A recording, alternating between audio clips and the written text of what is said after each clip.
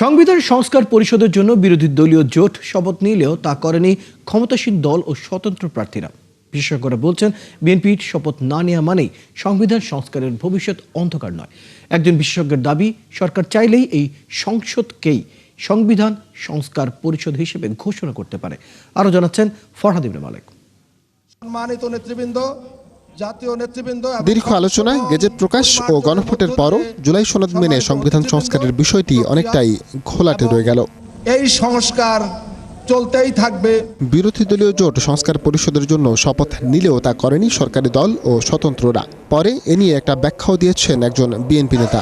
সংবিধান সংস্কার পরিষদের সদস্য হিসেবে কোনো বিধান সংবিধানে নাই এবং ওনারও শপথ পাঠ করানোর এখতিয়ার নাই। কালার এক্সপার্ট এবং ডার্ক স্যাপ সমৃদ্ধ অরিক্স অ্যাডভান্স ডিটারজেন্ট পাউডার, আপনার লন্ড্রি এক্সপার্ট। এ নিয়ে এখন প্রশ্ন সবখানে।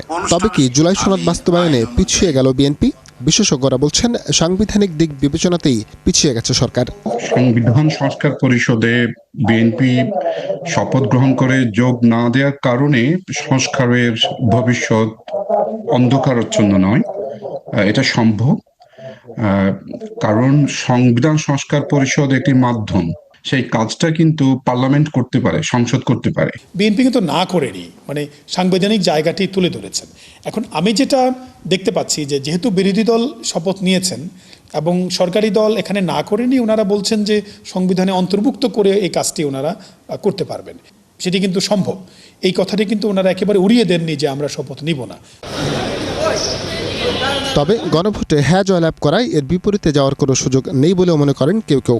তাদের মতে এ নিয়ে অবশ্যই সিদ্ধান্ত নিতে হবে সরকারি দলের।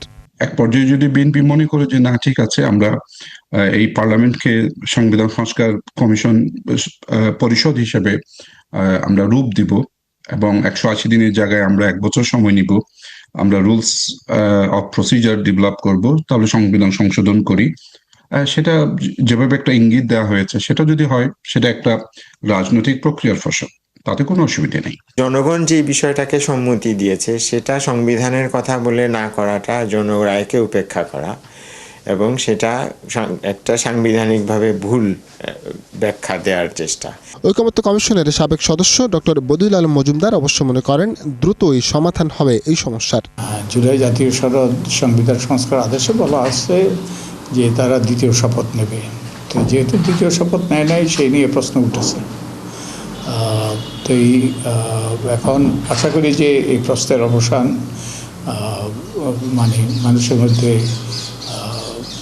যে কিছু সন্দেহেরও উদ্রেক করেছে, তো আমি আশা করি এগুলো দূরীভূত করার জন্য সরকার দ্রুতই এই বিষয়টা সমাধান করবে। তবে বিষয়টি নির্ভর করছে 2/3 সংখ্যাগরিষ্ঠতা পাওয়া বিএনপির ওপরই। ফরহাদ ইবনে মালেক, 71, ঢাকা।